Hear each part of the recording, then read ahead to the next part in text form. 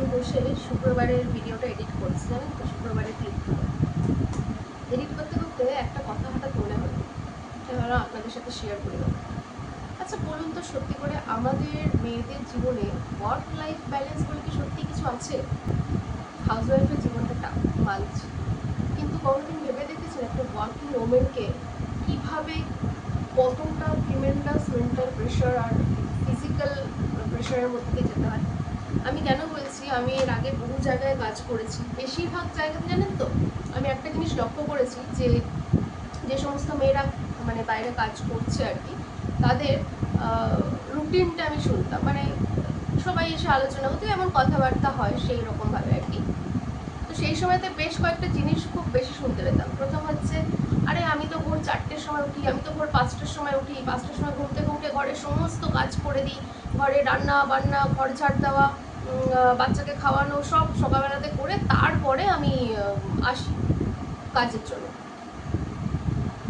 আমার একটা জিনিস মনে হতো যে সকালবেলা ঘুম থেকে উঠেছে, খুব ভালো কথা, ঘরের কাজ করেছে, সেটাও খুব ভালো কথা, কিন্তু যখন জানতে চাইতাম যে এত কাজ এরকমভাবে, না আমার হাজব্যান্ড তো কাজে যায়, তার জন্য প্রিপেয়ার করে আসতে হয়, আমি একটা জিনিস বুঝতে পেতাম না, ঘরের কাজের দায়িত্বটা কি শুধুমাত্রই মেয়েদের, মানে শুধুমাত্রই বাড়ির মেয়ে বউদেরই ঘরের কাজের দায়িত্ব?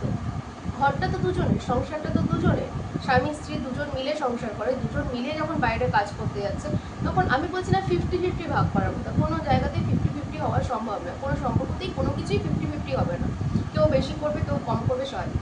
কিন্তু একটা মেয়ে ভোরবেলাতে ঘুম থেকে উঠে তার বাচ্চাকে খাওয়ানো থেকে শুরু করে ঘরের সমস্ত কাজ করে তাকে অফিস আসতে হবে, কেন?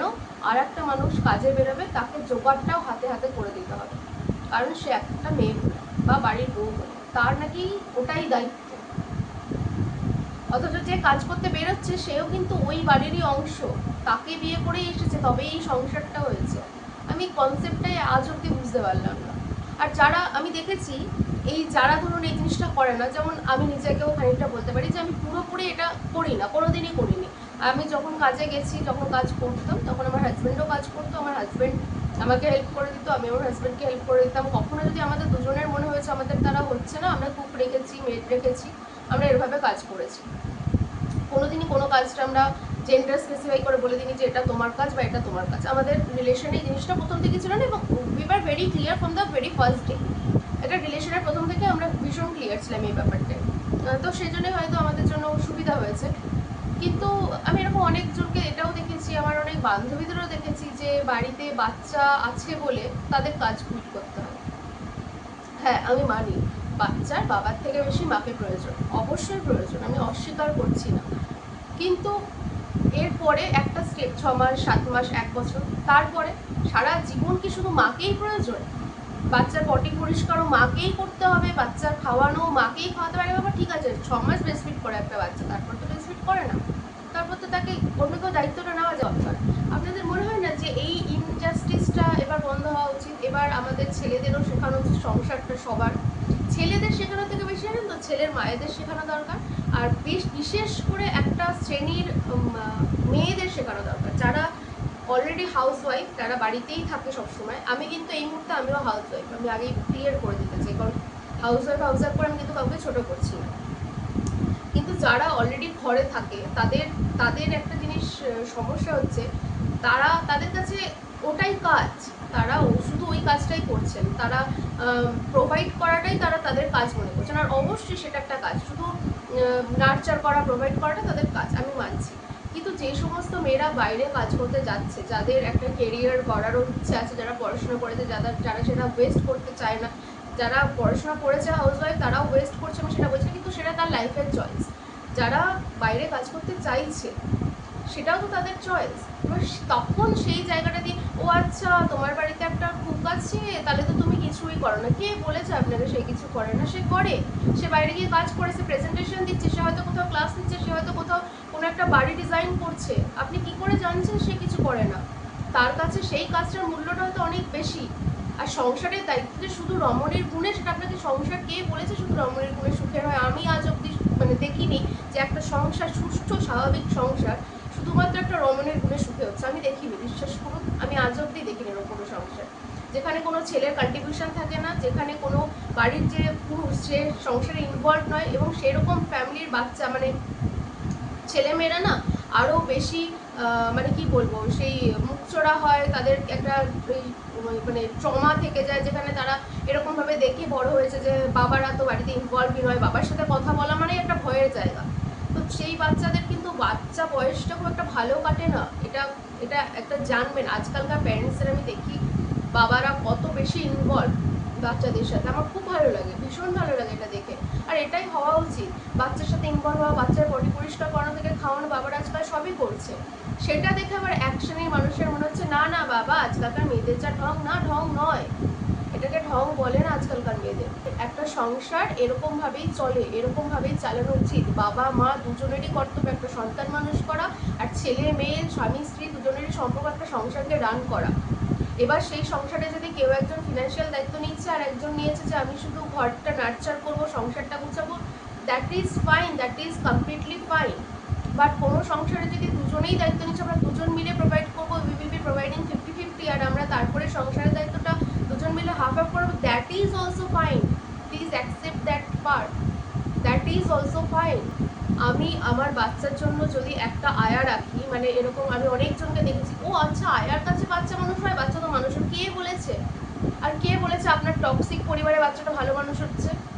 আপনি যে একটা টক্সিক এনভায়রনমেন্ট বাচ্চাটার আশেপাশে তৈরি করে রেখেছেন, সেখানে যে বাচ্চাটা ভালো মানুষ হচ্ছে আপনাকে কে বলেছে? যে একটা আয়ার কাছে ভালো মানুষ হয় না আর আপনার কাছে ভালো মানুষ হচ্ছে, আপনি এতটা কি করে গ্যারান্টি দিচ্ছেন?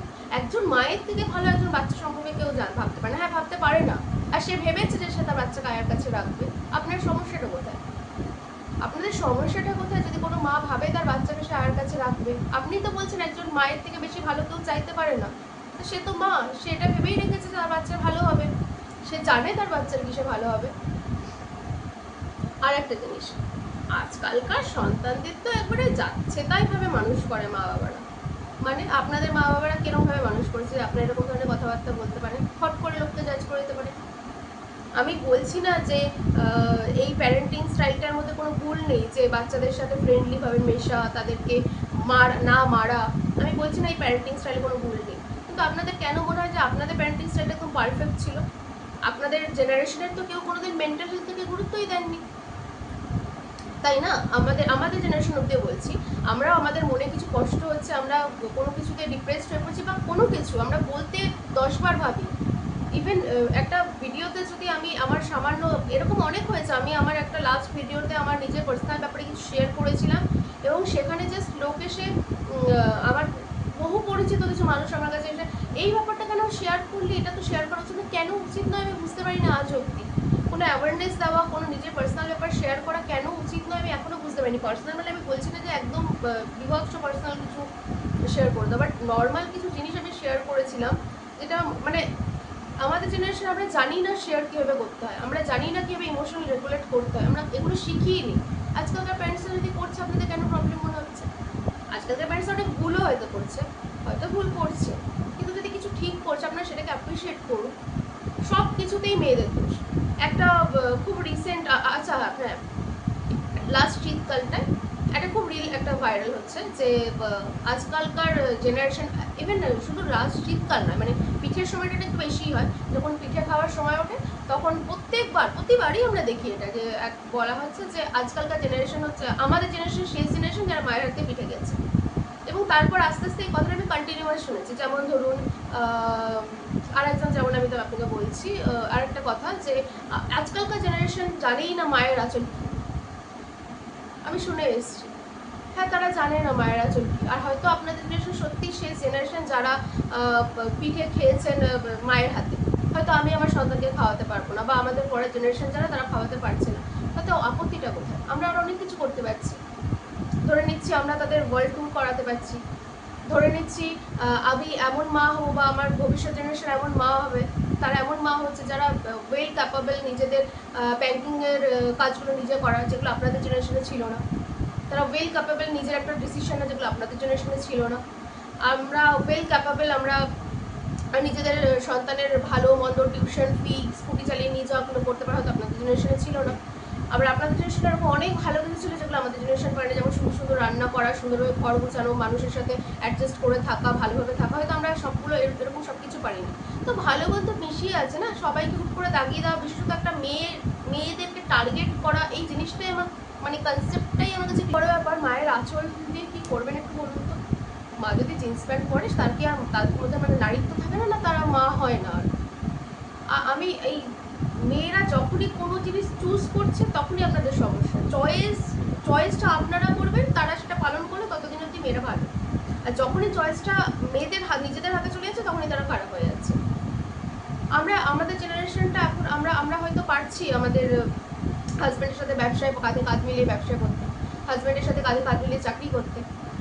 আপনাদের জেনারেশনে মারা পারেনি, তাহলে সেটা আপনাদের ব্যর্থতা মনে হয়নি। কিন্তু এই যে আমাদের জেনারেশনটা পিঠে বানাতে পারছে না, সেটা আপনার ব্যর্থতা মনে হচ্ছে। আচ্ছা, আপনিও তো লুঙ্গি পরে ঘুরতে পারবেন না? পারবেন? আপনাদের যে আগের জেনারেশন তো সবাই ঘুরতো, আপনি ধুতি পায়জামা পরে ঘুরতে পারবেন কি?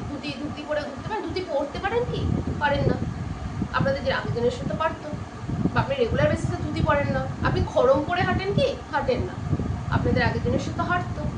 তাহলে জেনারেশনটা কি শুধু ছেলেদের জন্য বদলাবে এরকম ব্যাপার আছে যে না, পরপর মানে বদলটা শুধু ছেলেদের জন্য আসবে আর মেয়েদের জীবনে বদল আসলেই সেটা খারাপ? আমি কিন্তু আপনি হয়তো বলবেন ও আবার সেই ফেমিনি দিয়ে, আবার ফেমিনিস্ট ব্যাপারটাকে এত নোংরাভাবে প্রেজেন্ট করেন আপনারা, মানে বলার বাইরে। হ্যাঁ, আমি ফেমিনিস্ট, ফার্স্ট অফ অল আমি ফেমিনিস্ট, আমি স্বীকার করছি আমি ফেমিনিস্ট। আমি ইকুয়ালিটিতে বিশ্বাস করি। যদি ফেমিনিজমের আসল মানেটা জানেন তাহলে আমি ইকুয়ালিজমে বিশ্বাসী, আমি ইকুয়ালিটি বিশ্বাস করি। এবার ফেমিনিস্টের আপনাদের কী ভার্সন আছে আমার জানা নেই, কিন্তু ফেমিনিস্ট যারা তারা ইকুয়ালিটিতে বিশ্বাস করে, ঠিক আছে? আমি ইকুয়ালিটিতে বিশ্বাস করি। এবার আসি আসল কথায়। আমি এত কিছু বলছি, আমার একটা ফোন এসেছে, একটা বান্ধবী ফোন করেছিল এবং তার বাড়িতে আয়া আছে, বাচ্চার কাছে আয়া রেখেছে এবং তাকে ট্রিমেন্ডাস কথা শোনানো হয়েছে, ট্রিমেন্ডাস ওয়েতে কথা শোনানো হয়েছে, যা পেরেছে তাকে বলা হয়েছে। এবং সে এতটাই মেন্টালি মানে কী বলবো, এতটাই মানসিকভাবে অবসাদগ্রস্ত হয়ে পড়েছে যে এখন সে বলছে সে চাকরি ছেড়ে ঘরে বসে যাবে। অথচ তার কিন্তু সিচুয়েশনটা এরকম নয় যে সে চাকরি ছাড়তে পারে, বা সে যদি চাকরি ছেড়ে দেয় তাহলে হয়তো সে আরও বেশি ডিপ্রেসড হয়ে পড়বে। আমি কনসেপ্টটাই খুঁজে পেলাম না যে কেন তাকে চাকরি ছাড়তে হবে, কেন তার ফ্যামিলি তাকে সাপোর্ট করবে না, কেন ফ্যামিলির বাকি মেম্বারগুলো তাকে সাপোর্ট করবে না। আর সে কুক রেখেছে, সে একজন আয়া রেখেছে, তারপরেও কেন, কিসের প্রবলেম? একটা বাচ্চা কি শুধু তার মায়ের দায়িত্ব? শুধুই তার মায়ের দায়িত্ব? মায়ের দায়িত্ব অবশ্যই আছে, তবে কি শুধুই মায়ের দায়িত্ব? বাবার কোনো দায়িত্ব থাকে না? ফ্যামিলির বাকি মেম্বারগুলোর কোনো দায়িত্ব থাকে না? তাহলে আপনাদের বাচ্চা নিতে বলা উচিত না, তাহলে মেয়েদের উপরেই প্রেশার কেন বাচ্চা নিতে হবে বলে? তাহলে তাদের চয়েস করতে দিন, চুজ করতে দিন নিজেদের। এই জেনারেশনের পর থেকে একটা টাইম এরকম আসবে জানেন তো, এই যদি মানে সেট আপটা থেকে যায়, একটা টাইম পর মেয়েরা আর বাচ্চা নিতেও চাইবে না। কারণ তারা ভাববে যে বাচ্চা নেওয়া মানে এক্সট্রা বার্ডেন। এই বার্ডেন জিনিসটাই ভালো নয়, জানেন তো। কোনো একটা মানুষ যখন দেখছে যে আমাকে চাকরি করতে হচ্ছে, আমি চাকরি করছি নাহলে আমি পিছিয়ে যাব, পড়াশোনা শিখছি চাকরি করার জন্য, চাকরি করছি, চাকরি না করলে আমি পিছিয়ে যাব, এবং তারপরে আমি সংসারে ঢুকছি একটা লাইফ পার্টনার পাওয়ার জন্য যে আমার সাথে সারা জীবন ভালোভাবে থাকবে। আমি এখন আর প্রোভাইডার খুঁজি না, আমি লাইফ পার্টনার খুঁজি। আগে যেমন প্রোভাইডার খোঁজা হতো, কে ভালো খাওয়াতে পারবে, আমি নিজেই ভালো খেতে পারি, আমি নিজেই ভালো করতে পারি। আমার শুধু একটা লাইফ পার্টনার দরকার যে আমার মেন্টালিটির সাথে আমার ম্যাচ করবে এবং যে আমার সাথে সারা জীবন থাকবে। তারপর বিয়ের পর যদি সোসাইটি এসে আমাকে বলে যে না তুমি এবার একটা বাচ্চা নাও, অবভিয়াসলি আমি আমার বাচ্চা নিতে অসুবিধা নেবে না, আমি আমার কথা বলছি, আমি ইন জেনারেল বলছি। সে বাচ্চাও নেবে এবং তারপর বলে তুমি সব ছেড়ে বাচ্চা নিয়ে বসে থাকো। সে এরকম মেন্টালিটিতে হয়তো বড়ই হয়নি, তাকে এটা বলা হলো তুমি সব ছেড়ে এবার বাচ্চা নিয়ে বসে থাকো। আপনারা বলুন তো এটা কি সম্ভব কারোর পক্ষে? কোনো মানুষের পক্ষে এটা সম্ভব মেনে নেওয়া?